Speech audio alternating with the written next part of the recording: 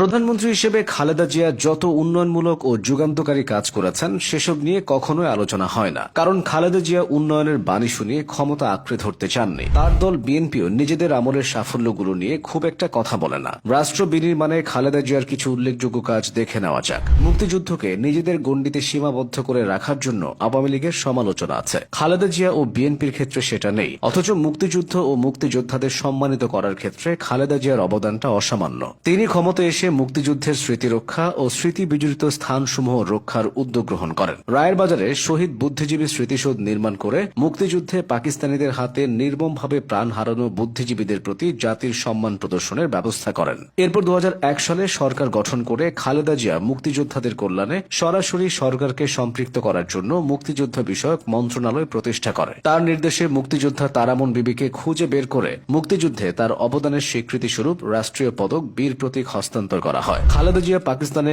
অসম্মানিত অবস্থায় পড়ে থাকা মুক্তিযুদ্ধের বীর সৈনিক বীরশ্রেষ্ঠ মতিউর রহমানের দেহাবশেষ বাংলাদেশে নিয়ে আসার ব্যবস্থা গ্রহণ করেন। এবার আসা যাক অন্য প্রসঙ্গে। 3 দফায় সরকার গঠন করে বেগম খালেদা জিয়ার নেতৃত্বাধীন সরকার রাষ্ট্র পরিচালনার ক্ষেত্রেও বেশ কিছু গুরুত্বপূর্ণ সিদ্ধান্ত নিয়েছেন, যেগুলো এদেশের রাজনীতির ইতিহাসে মাইল ফলক হয়ে থাকবে। সংবিধানের দ্বাদশ সংশোধনীর মাধ্যমে এবং ত্রয়োদশ সংশোধনীর মাধ্যমে নিরপেক্ষ তত্ত্বাবধায়ক সরকারের অধীনে জাতীয় নির্বাচনের ব্যবস্থা গ্রহণ এসবের মধ্যে অন্যতম।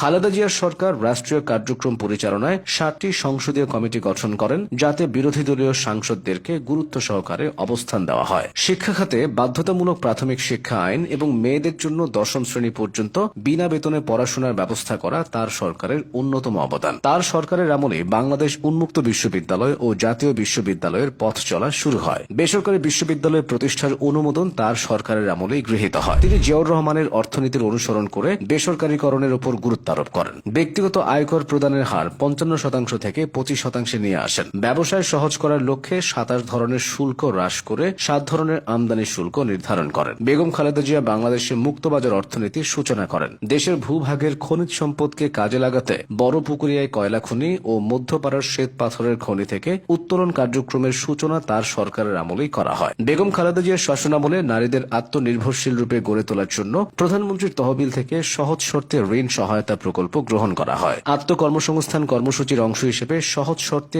ঋণ সেবা সহায়তায় তিনি আনসার ভিডিপি ব্যাংক প্রতিষ্ঠা করেন। স্বাস্থ্য খাতে সমস্যা ও সংকট নিরসনে তার সরকার সমূহের কার্যক্রম সুবিদিত। প্রতিটি উপজেলা স্বাস্থ্য কমপ্লেক্সকে 31 থেকে 50 শয্যায় উন্নীতকরণ এবং জেলা কমপ্লেক্সকে 100 থেকে 250 এবং 50 থেকে 100 শয্যায় উন্নীত করা হয়। দেশের শতকরা 90% মানুষের জন্য তার সরকার সুপেয় পানির ব্যবস্থা করতে সক্ষম হয়। বাংলাদেশে টেলিকমিউনিকেশন খাতেও খালেদা জিয়ার অবদান অনস্বীকার্য, কারণ তার সময়ে সেলুলার ফোন ও আইএসডি ফোনের সূচনা হয়। অন্তত 3 লক্ষ টেলিফোন সংযোগ চালু করা হয়। বেগম খালেদা জিয়ার সরকার 330টি উপজেলাকে বিদ্যুতায়নের আওতায় নিয়ে আসে। উপকূলীয় এলাকাগুলোতে 1000-এরও বেশি সাইক্লোন সেন্টার নির্মাণ করেন। ধর্মীয় সম্প্রীতি প্রতিষ্ঠায় বেগম খালেদা জিয়ার সরকার প্রবল গুরুত্ব দেয়। তার সরকারের আমলে এদেশে অসংখ্য মসজিদ, মন্দির, ঈদগাহ এবং অন্যান্য উপাসনালয় নির্মাণে সরকারি তহবিল থেকে অনুদান প্রদান করা হয়। ঢাকার আশকোনায় হজ যাত্রীদের সুবিধার্থে একটি স্থায়ী হাজি ক্যাম্প প্রতিষ্ঠা করা হয়। এছাড়াও তাবলিগ জামাতের বৃহৎ সম্মেলন, বিশ্ব ইজতেমার জন্য